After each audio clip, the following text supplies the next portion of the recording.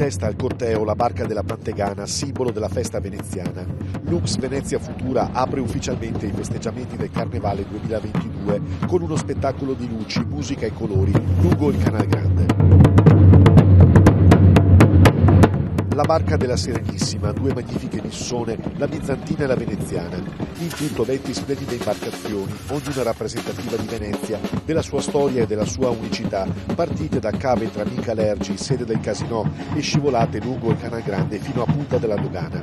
Straordinaria la performance dell'incantevole acrobata sospesa nel cielo del bacino San Marco, illuminata da una candida lux futura, trionfante per la ritrovata voglia di divertirsi.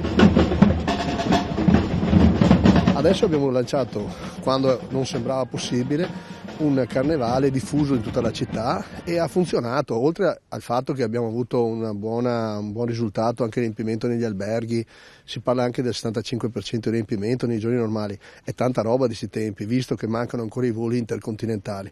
È chiaro ancora che il settore è in sofferenza, questo è ovvio, però il segnale è di andare avanti insieme. Gianfranco Gatto, Sky TG24, Venezia.